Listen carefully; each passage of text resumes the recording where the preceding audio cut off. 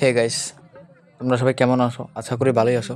তো গাইস, আজকে তো শরৎ মেলা, তাই আমি একটা নতুন ব্লগ শুরু করতে চলেছি। তো জানি প্রত্যেক বছরে তো একবারই আসে এই শরৎ মেলা। তো আমাদের গ্রামেও মেলাটা একটু আলাদাই হয়, খুব সুন্দর হয়। দেখুন এখন মহাদেবের পূজা চলছে। তারপর আমরা রাতের বেলা সবাই একসাথে আসলাম, এসে দেখি যে তারা তৈরি করা হচ্ছে তাদেরকে। দেখুন, তো এখন আমরা এসেছি আইসক্রিম খেতে। দেখুন আইসক্রিমও সব কিছু এসেছে মেলার।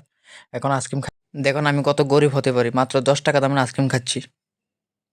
তো তারপর দেখুন এক অর্কেস্ট্রারও আমাদের এখানে নিয়ে এসেছে। এত ছোট্ট একটা গ্রামে দেখুন অর্কেস্ট্রারও হচ্ছে। তারপর গেলাম একটু দোকানগুলি দেখতে, মোটর টোটরও দেখতে গেলাম। অনেক কিছুই উঠলো, মানুষও প্রায় হয়েছে, অনেকগুলি মানুষ হয়েছে, প্রচুর মানুষ হয়েছে।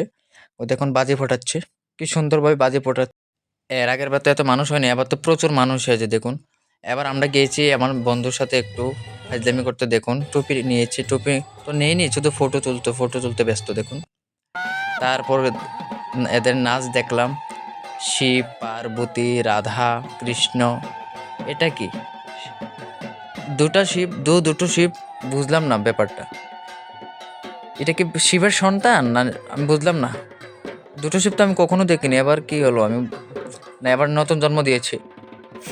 তো এখন শিবকেও দড়ি দিয়ে বেঁধে নিয়েছে ঘোরানোর জন্য। দেখুন শিবকে প্রথম ঘোরাবে, তারপর ওরা চড়বে। মানুষ চারিদিকে শুধু দেখার জন্য রয়েছে। দেখুন এবার দেখুন শিবকে ঘোরাবে, দেখতে খুব সেই লাগে সেই। দেখুন কিভাবে ঘোরাচ্ছে শিবকে, খুব সুন্দর।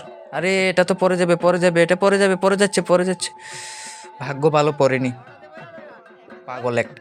এখন নাচগুলি দেখা শেষ, এবার আসলাম এগরোল খেতে। খুব খিদে পেয়েছে, এত বড় লাইন কখন যে পাবো অপেক্ষায় রইলাম। অপেক্ষা করতে করতে শেষে পেলাম দুটো এগরোল। খুব খিদে পেয়েছিল। তো ভিডিওটি ভালো লাগলে অবশ্যই সাবস্ক্রাইব এবং লাইক করবেন।